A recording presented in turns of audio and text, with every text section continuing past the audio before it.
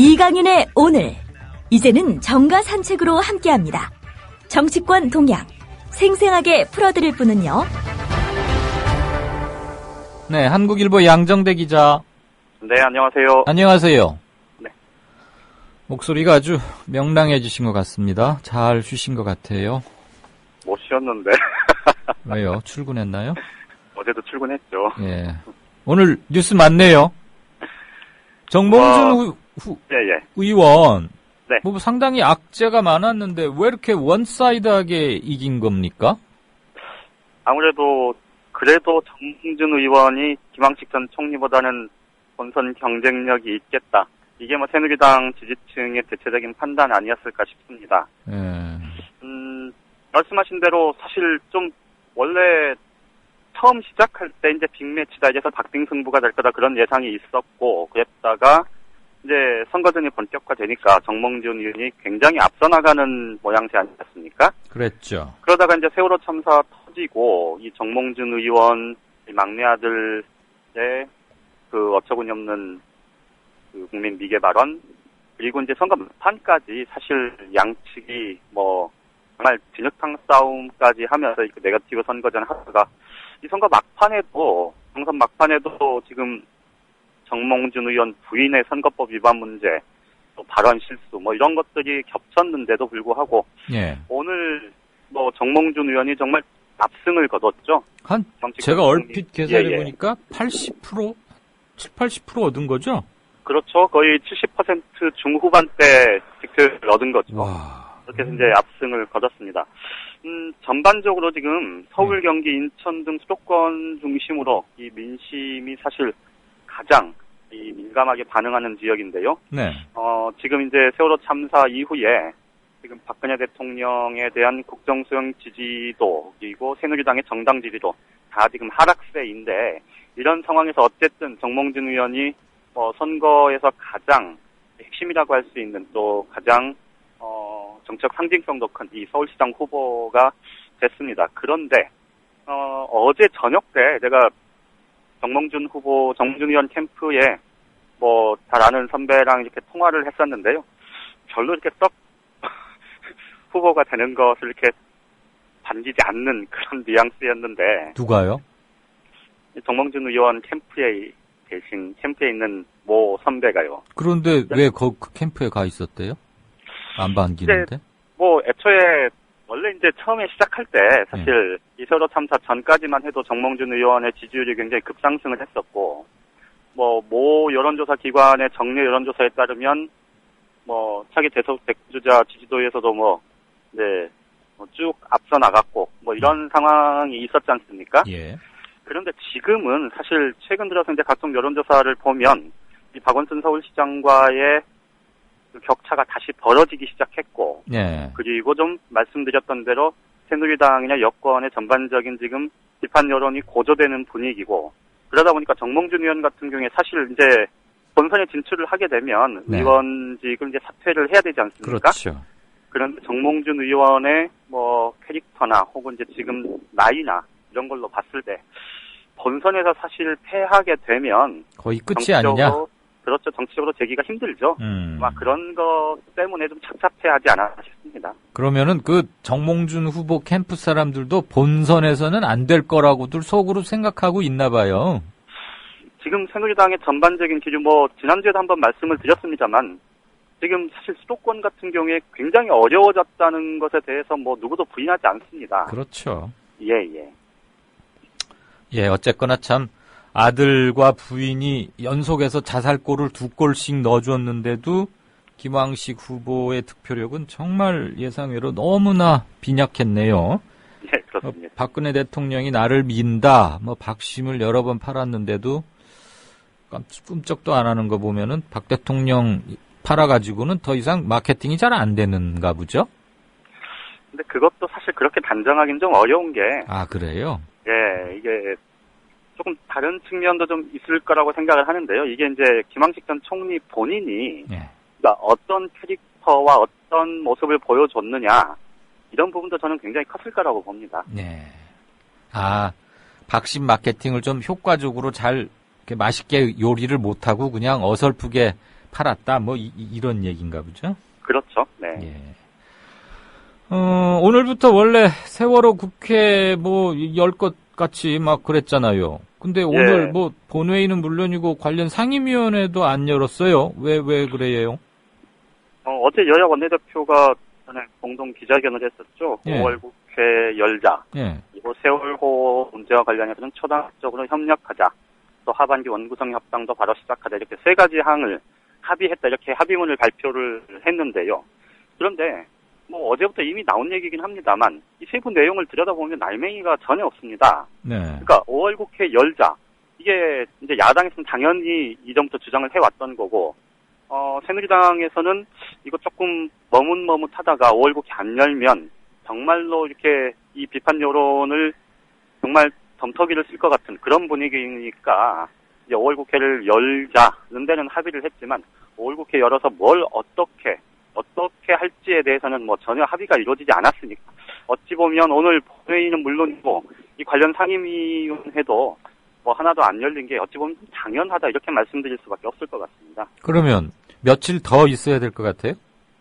일단 현재로서는 지금 여야 원내대표 간 합의와는 무관하게 내일 모레 14일 날 지금 세월호 참사와 관련해서 가장 직접적인 소관 상임위원회죠. 농해수위가 지금 전체 회의를 열기로 했고요. 네. 또 금요일인 16일에는 안전행정위원회 전체 회의가 열립니다. 이 두 상임위원회는 어제 여야 원내대표 회동과는 무관하게 지금 양당의 간사들 사이에서 대략적으로 지금 합의가 돼 있는 상태였습니다. 네. 뭐 새로 원내대표 뽑히고 하면은 원구성도 있고 뭐 상견례하고 어쩌고 그러느라고 조금 시간이 걸리는 거는 통례상 그래 오긴 했는데 그렇죠. 네. 지금 굉장한 초비상 국면이잖아요. 그렇죠. 그리고 정치권이 아예 무관심이자 그 질시와 비판의 대상으로 처해 있기 때문에 이럴수록 기민하게 좀 하려고. 그래서 세 사람들이 막 움직이면은 넘어갈 수도 있는 건데 자꾸 이런 식으로 회의조차 못 열고 그러면은 더 반사 손해라고 하나요? 그런 게 커질 것 같은데 좀 굼뜨네요, 늘. 두 가지 면을 좀 봐야 될 것 같습니다. 일단 하나는 예. 이게 이제 새누리당과 새정치민주연합 그러니까 여야가 모두 지금 이번 그 세월호 참사와 관련해서 어쨌든 빨리빨리 좀 말씀하신 대로 좀 기민하게 그리고 정말 국민이 원하는 모습을 보여줘야 된다 이런 생각들은 가지고 있을 텐데요. 네.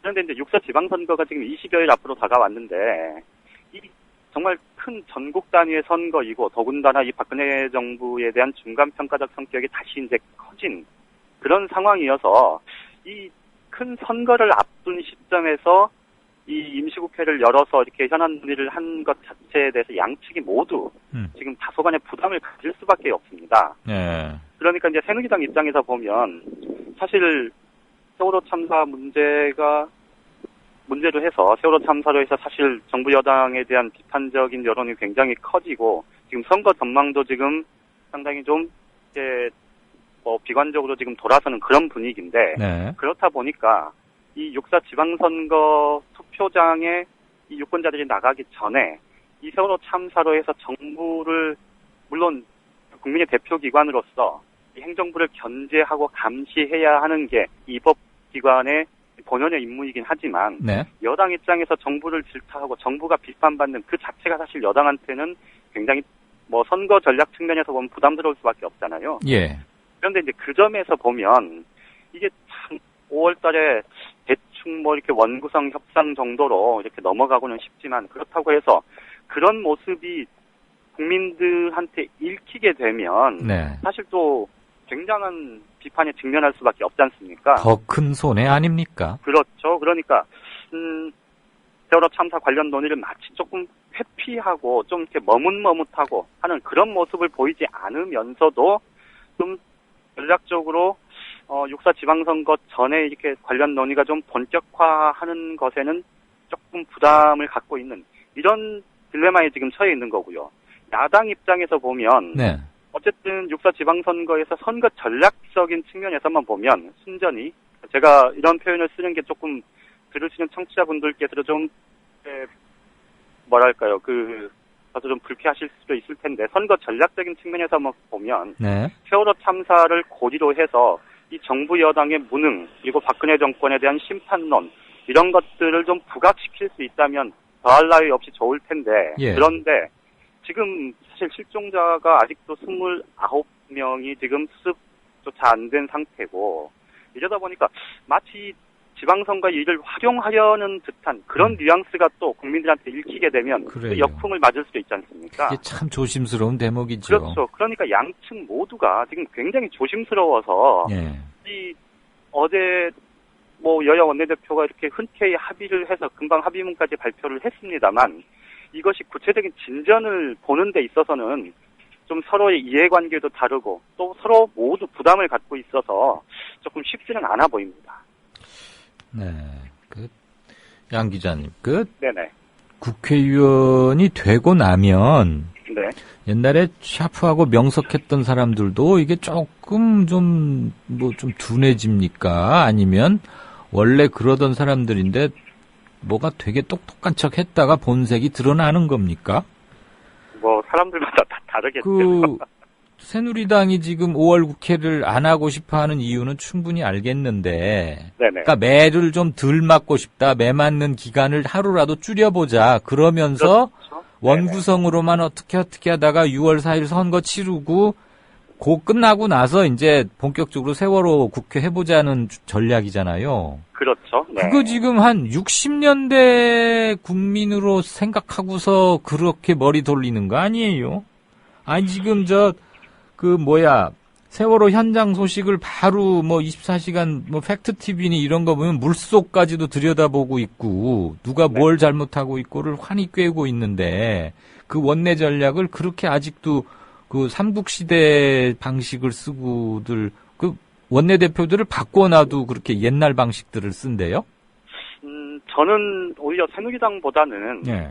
좀 새정치민주연합 쪽에서 원내 전략을 어떻게 좀 정교하게 잘 짜느냐 이게 저는 이쪽이 더 핵심이 아닐까 싶은데요. 네. 그런데 이제 말씀드린 대로 지금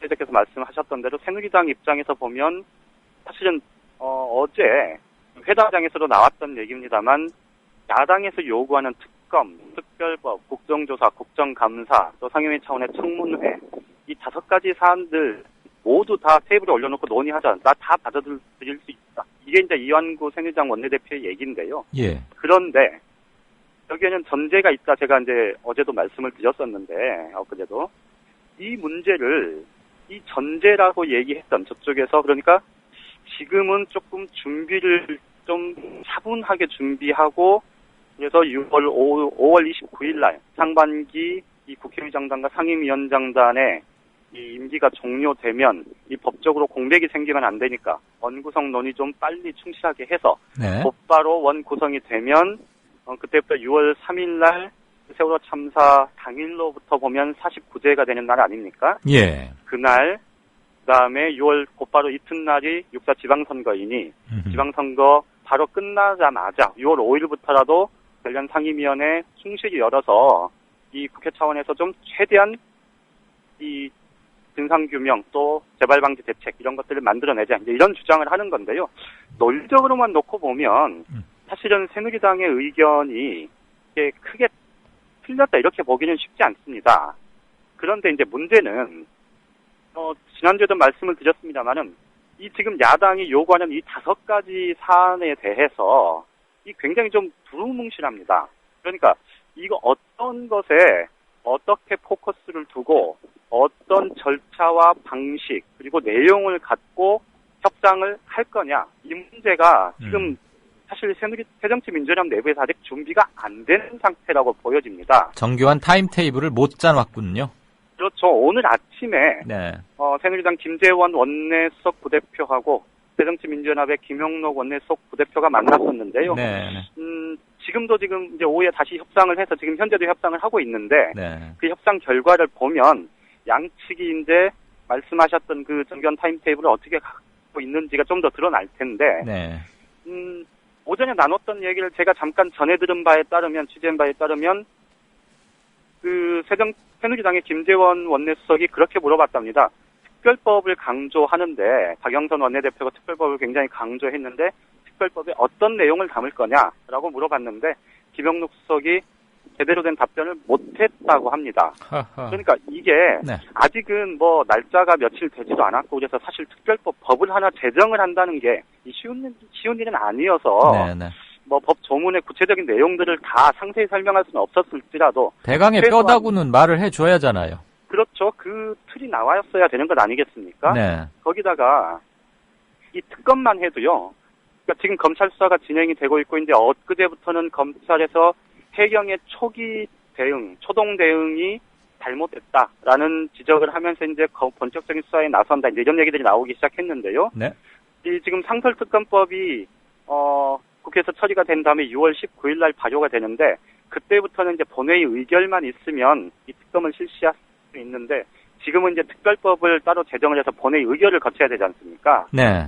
그런데 그러려면 5월 29일까지 이 문제를 본회의에서 처리를 하려면 지금 당장 이 특검과 관련한 논의가 진전을 봐야 하는데 이 특검을 위해서 검찰이 현재 진행하고 있는 이 검찰 수사가 어디에 미진하고 혹은 뭐가 잘못됐고 이런 것들이 이제 충분히 나와야 되는데 그냥 무턱대고 감정적으로 검찰 수사 믿을 수 없으니 검찰도 수사 그대로 하고 특검도 또 동시에 진행하자 이렇게 얘기하는 게 사실은 별로 이렇게 설득력이 없는 대목이 있지 않습니까? 그렇죠. 이런 부분들을 지금 야당에서 좀 정교하게 정말 준비를 잘 해야 되는 상황 아닌가 싶습니다. 원래 숫자 적은 야당이 과반 여당을 이렇게 끌고 가고 잘 요리하려면은 지략과 결기 이거를 적절히 정말 잘 해야 되는데 그게 참 어렵긴 하지만 그렇죠. 지금 네. 우리 현재의 새정치민주연합에는 그런 게 좀 부족한 게 아닌가. 지략도 결기도. 뭐 박영선 신임 원내총무에게 거는 기대는 큰 것 같은데 네네. 뭔가 좀 내실을 빨리 찾는 계기를 잡아야겠죠. 자세한 말씀 고맙습니다. 예, 고맙습니다. 네. 지금까지 한국일보 양정대 차장이었습니다.